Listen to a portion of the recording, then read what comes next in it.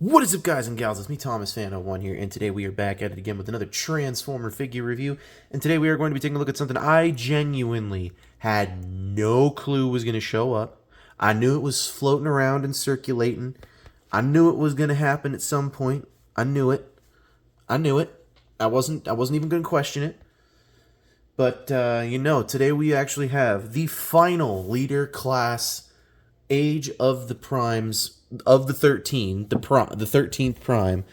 We have, well, maybe not the 13th, but we're going to be taking a look at the Transformers Age of the Prime, the 13 Liege Maximo. Now, three things we need to do. Firstly, we're going to remove the figure. Secondly, we're going to take a look at this box. And taking a look at this box here is beautiful. Oh, we have that nice, beautiful comic book artwork designed photo here for the figure. You guys have no idea how stoked I've been for this figure. On this side, we have all of this artwork going on here. We got Liege Maximo right there. And on this side of the packaging here, we have all of Liege Maximo in his glory on the back of the box. So, yeah, and then on this side, we have some beautiful artwork of Liege Maximo himself, so I can't complain about that in the slightest. Now, to remove said packaging, and now to bring in the figure, this is technically, on a technical note, on a massive technical note, this is the last Prime, but it's not the last Prime that we are going to be taking a look at. So, who is this guy? What is this dude? Who is his purpose? Why is how? Things of nature. So, this guy is kind of the reason why the Decepticons exist. He was kind of like the first Herald of Unicron type deal, from what I understand, and from also what I understand is that this guy never had any toys. Until now. So, yeah, I can't complain about that. We do have some nice light piping kind of deal going on here.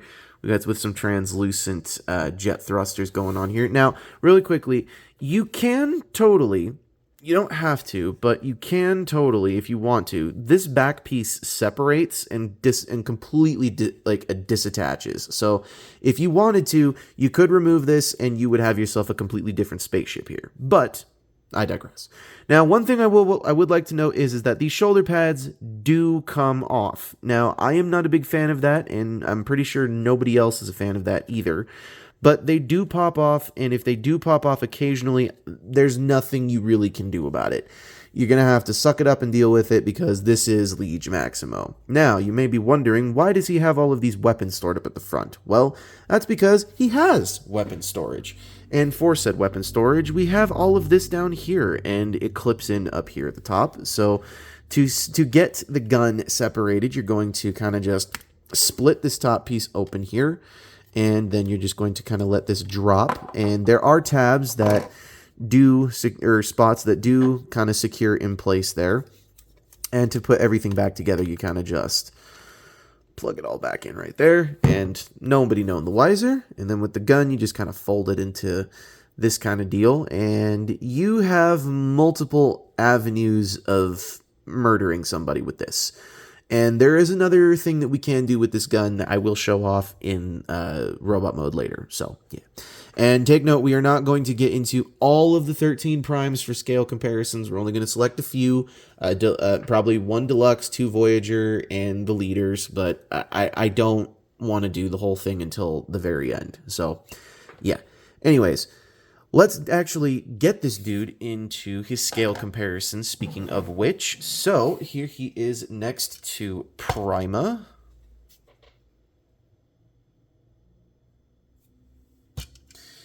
Here he is next to our previous Prime. I think this was our previous Prime. Here they are next to. Here he is next to Quintus, who looks kind of like some sort of Jedi Sith Lord kind of deal. Here he is next to, oh goodness, Onyx.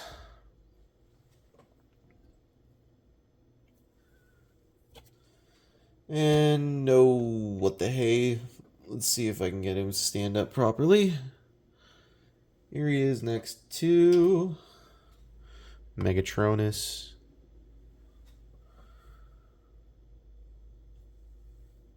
you have that. So now that we've done all of that, we've shown off the weapon and everything, now we can get this guy, this beast of a character, into his robot mode. And to do so, it's very simple. Well, simple to me is very different from you guys. So the first thing you're going to do is you're going to kind of just come up to the top of this here. You're going to split it just down the middle, and then take these pieces kind of here and just fold them all the way back, just to get them out of the way for now.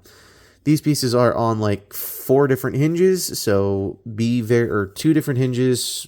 No, 1, 2, 3 different hinges. So be aware of that. Next thing you're going to do is you're going to come to this bottom section, and you're just going to, come on. This is not easy. Come on. You're going to detach it. It connects here into this port right here. And it's a very, very, very solid connection. And just to do things a little easier, I'm going to fold this piece down, and we're going to work on the legs here for just a quick moment because we can. Make sure it's in this orientation. Fold it up like this. And then take all of this, bring it back, fold it in on itself. And then there's a slot here. There's a tab there. It's going to go right into this spot here. And it'll just fold up like so in that order. So once you've done that, then you've got a leg like that all done. Next thing you're going to do is next thing on the other side. You're going to take this, you're going to bring this all the way down, you're going to bring it all the way in, and fold this all the way in, and also at the same time kind of bring this all the way back up. Fold down the heel spur, flip out the foot, and there you have that. Yeah, it gets fun. So now what you're going to do is you're going to come to this section here. You're going to bring the legs all the way down like this. And then this piece is going to tab into that previous slot that these pieces went into. So take that and just snap that into place. Take these pieces here on the side and just fold them in. You don't have to do that right off the bat, but it just makes it a little bit easier just to move things. Next thing you're going to do is you're going to come to this back section here. You're going to bring this down, and you're going to just remove it. You don't have to, but I would like to just to make things a little easier. And we are going to take this and set it off to the side. We'll bring it back in a minute. Yes, there is parts forming on this guy, but only because I'm choosing to have parts forming. I need people to see this. You need to see how this goes. It's not going to be easy to do that with that big fat backpack in the way. So you don't have to have parts forming on this guy. I chose to for this particular part because it's very, very well, maybe not difficult, but it's not easy. So anyways, to continue, we're going to bring these arms down. They just kind of tab into spots that go up here. 2 tabs on the slots of the arms. Going to bring these all the way up like so. And then you are going to come to this back section here. Fold this all the way up. And I don't know how some people do it, but you're going to flip out said head. You're going to bring all of this back, and that's why I was trying to keep these shoulder pads up and out of the way, because they are very, very, very flimsy, and I do not like that.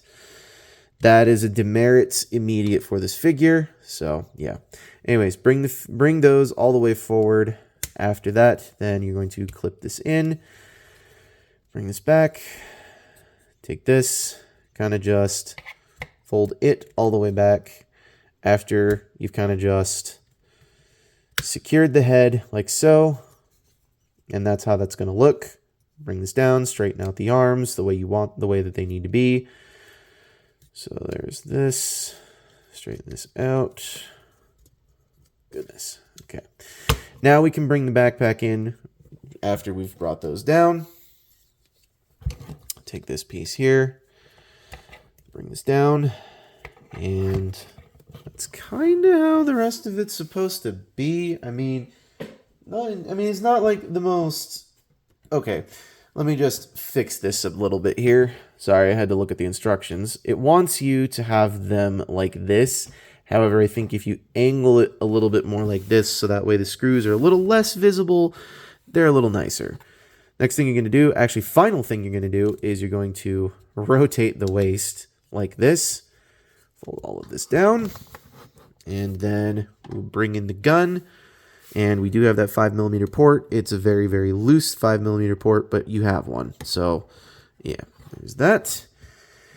And that ladies and gentlemen, is the king of Decepticons, Liege Maximo himself. And if I'm getting this wrong, please tell me now, and I will correct, or maybe not tell me now, but tell me in the comments, and I will correct it in a short. So, yes.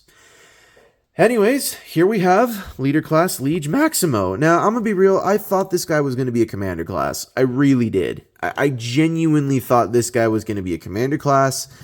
Based off of the comics that they showed him in. They were the comics that this guy is in. He is enormous. In fact, he is so enormous. They mistake him a lot for like certain things that should not be. I genuinely almost thought this guy was going to be Titan class. So I genuinely was surprised when he was when they said, "Oh yeah, he's going to be leader class." So however, I can't complain. He's very, very comic book accurate. Like, take note, the only appearance we've ever really gotten much of Liege Maximo in any sort of media is the comic books that he was in. And this was revealed to be what his robot form looked like. They just didn't have a vehicle form. So the team at Hasbro kind of just came up with something, and I got to be honest, they did a cracking job. They did a really good job with it. I just think they could have done a little better with it in certain areas, but could be worse. So, anyways, as I mentioned previously, there is a gimmick that goes along with this gun. Firstly, though, you can remove these pieces, so you do have like a little spear piece here. You got a little rocket piece that goes on right there, and you've got like a little, like, I want to say another like knife or something, but I genuinely don't know. So you have all of that, and it all just stores right there on the gun there. However, I like to have it in a specific orientation. So there's this, and that looks something like this. Now, you'll notice that there is a little piece back here. Well, why would that be there, Thomas Fan 01? Well, because you'll notice this arm is much more different than this one. So in order to do that, we're going to take this, rotate the hand in, where the thumb is facing you, and we're going to fold this all the way down, and he has a cannon, and with this cannon, you can plug in his gun, like so. So you do have options for that, and I do not hate the way that looks. I just think it looks a little silly I don't hate the way that it looks, but I think it looks a little silly with the hand. So I'm going to flip the hand back around, and we're going to do the scale comparisons and everything with him in it, or with it in his hand, like so. So, anywho, let's get him into said scale comparisons, which here he is next to Prima.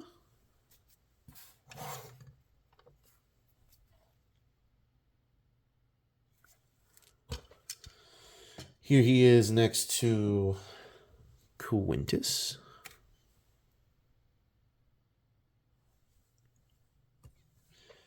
Here he is next to Onyx.